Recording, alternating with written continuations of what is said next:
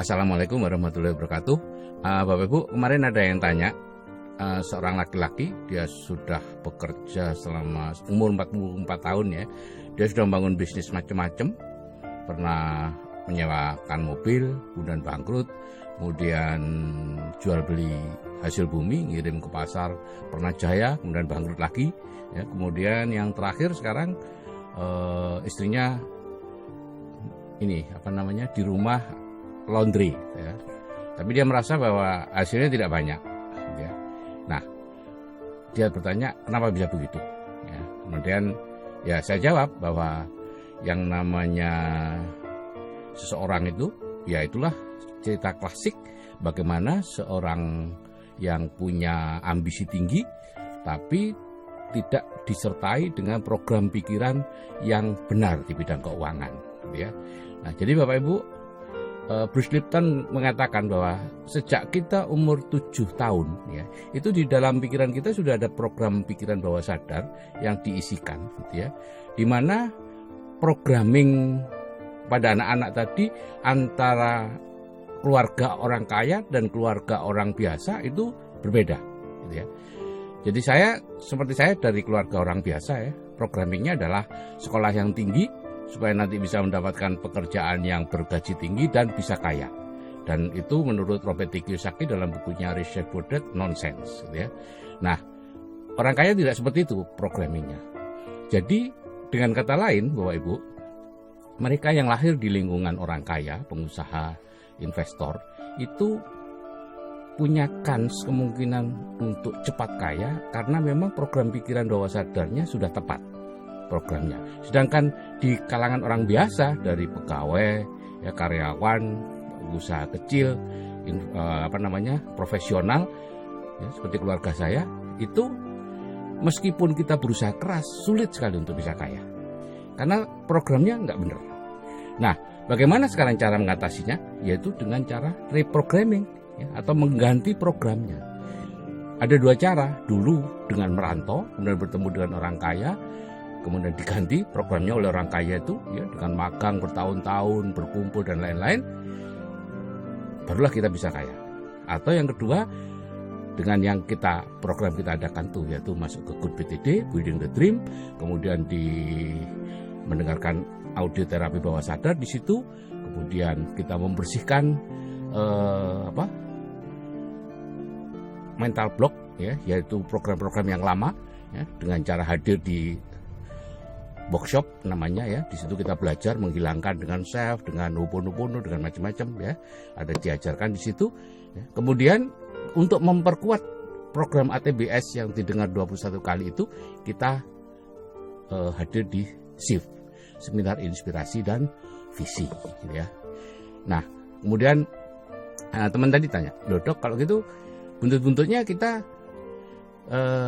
jualan seminar?" Enggak Bapak Ibu ya.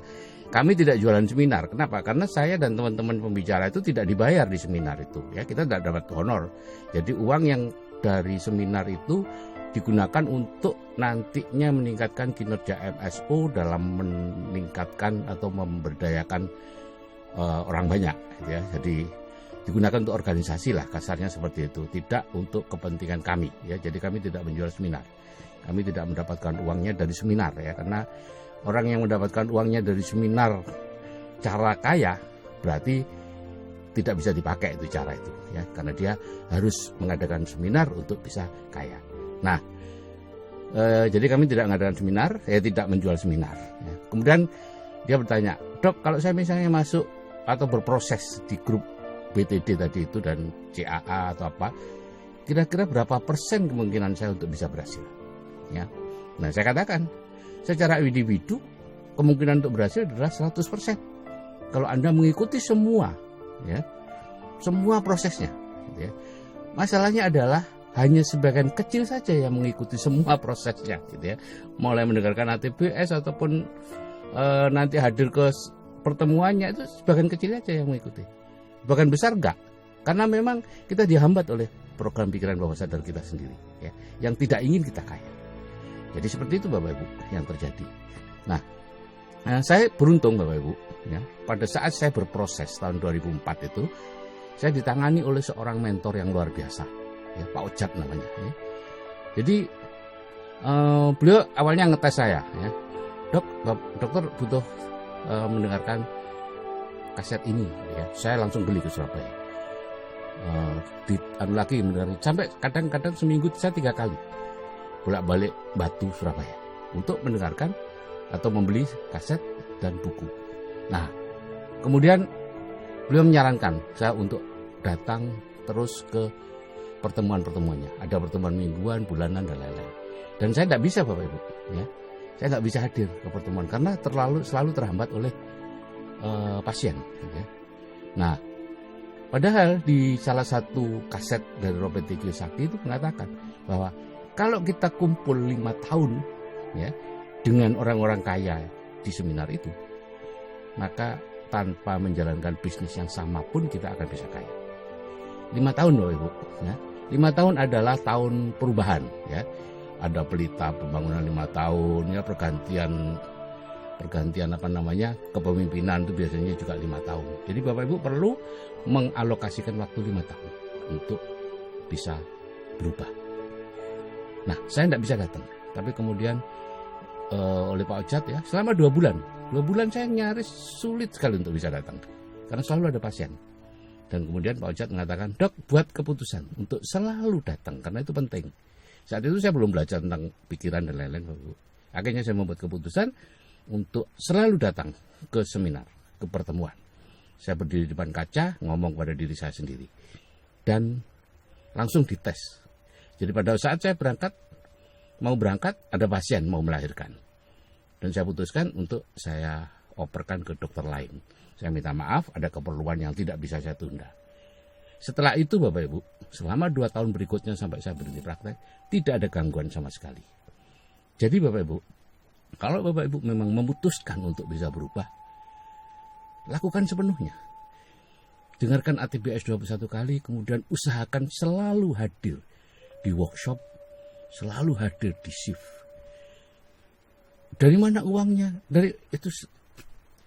Kalau Tuhan saja bisa mengatur bayi lahir supaya tidak mengganggu saya, apalagi kalau cuman acara-acara yang lain atau cuman sekedar uang supaya Bapak Ibu bisa datang, akan selalu ada.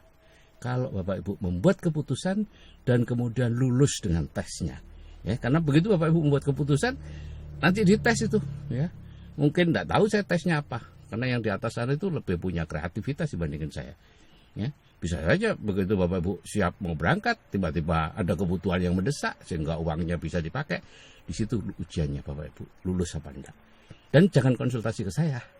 "Dok, saya mau berangkat ini tiba-tiba begini." Jangan, itu tes hanya untuk Bapak Ibu. Kalau seperti itu saya jawabnya biasanya, "Monggo silahkan." Untuk saya tidak ada masalah, untuk Bapak Ibu masalah.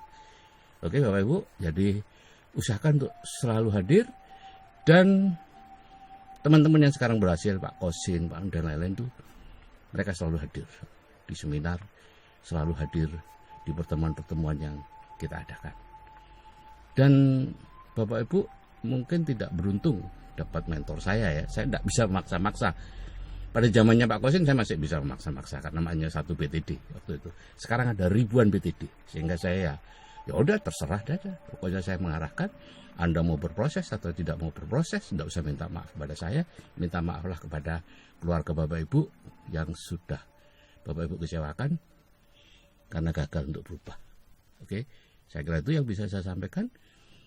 Mereka sudah berhasil, Pak Kosin, Pak Yanto, dan lain-lain. Bagaimana dengan Anda? Ya, semua tergantung pada Anda. Oke, saya kira wassalamualaikum warahmatullahi wabarakatuh.